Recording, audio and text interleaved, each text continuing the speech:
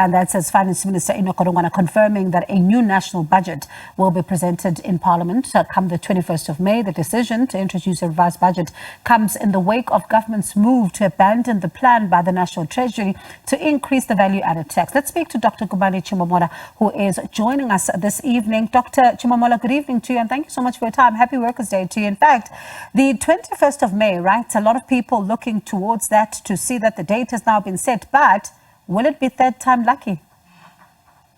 Good evening, Bongi and SABC viewers at home, and thank you very much for the invitation. And indeed, Happy Workers' Day to all the workers, the pillars of this South African economy.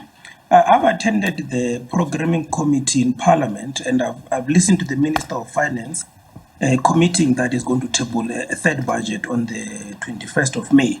We are looking forward to the tabling of the new budget, because listening from the press conference that was held by the African National Congress yesterday, the minister himself and the Director General, we are not expecting much. I think they're just going to try and bring a new budget without the VAT increase, but lowering the expenditure side of the budget, because they still intend to achieve what they call a primary budget surplus in order to continue with their fiscal anchor strategy, which we've demonstrated not only ourselves as the EFF, but in academia and civil society and other economists to say that it is not going to give them the results they want. And I suppose then, if I stay with that point, right, because one of the questions yesterday when the minister was speaking was that what does he think about the credibility of this entire process? Has it been impacted? And the minister and the DG saying that, in fact, the credibility question will only arise if they then table the budget and then come the goals that they've set for themselves. If they're not able to meet the fiscal goals, then the credibility question can arise. Is that correct in your view? Well, we think that was an unfortunate interpretation of what credibility in this instance will mean. We thought that the minister and his Director General would be more concerned about the number of unemployed youth in South Africa who are a threat to national economic security. We thought he would be concerned with half of the population living through social grants and an economy that in the past 10 years has not grown by more than 1%. We thought those would be the key consideration as to what then define a credibility issue. But it was very unfortunate for the DG to then refer to a meeting with investors in Washington, D.C. as the basis and benchmark of what becomes considered as a threat to the fiscal credibility. So we now appreciate that we're dealing with a national treasury in this instance that is more concerned with how it's perceived by those in the bond markets and in the stocks, and particularly in Washington, D.C., more than what the South Africans and the workers here are feeling as a difficult economic time and the crisis which we have just seen.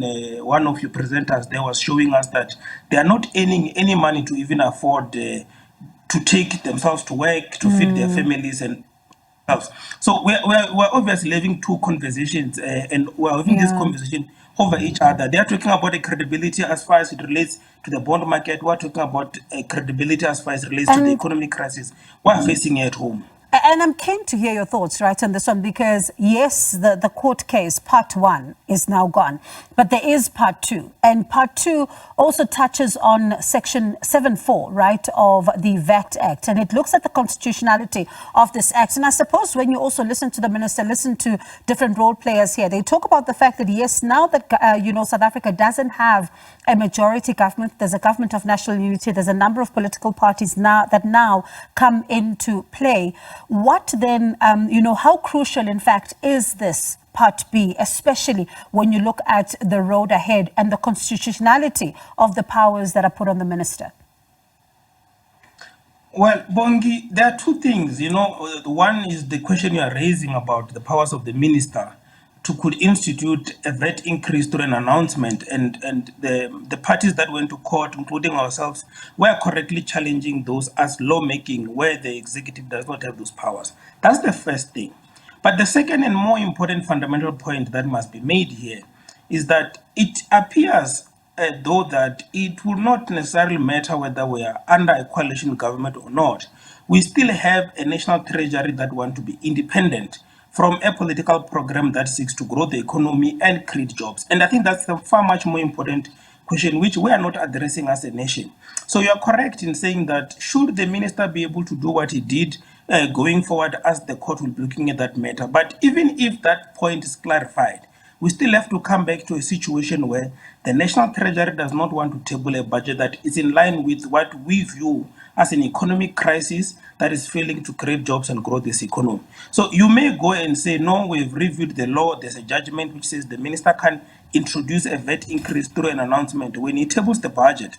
But at the end of the day, until we deal with a National Treasury as an institution, which then view itself as serving South Africans, putting a budget forward as a proposal to Parliament that seeks to create jobs, grow the economy, re-industrialize, we still have a far much bigger problem, and that one unfortunately won't be resolved by a court judgment.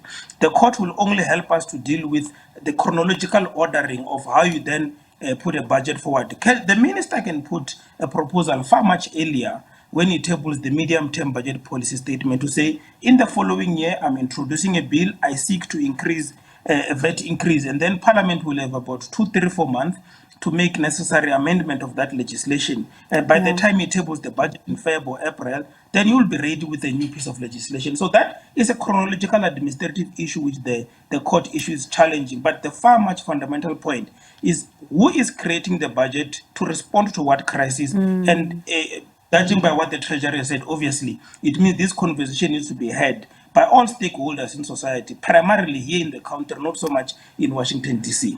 I'm keen to hear your thoughts then post the 21st of May to see if some of your questions have been answered, to see if, where does this budget take South Africa and what questions does it respond to. But appreciate your time this evening. That was Dr. Gumani Tshimomola, the EFF research, and quite an interesting conversation, especially when you think about the fact that the 21st of May is not too far ahead. And of course, we'll continue then to keep you, of course, updated.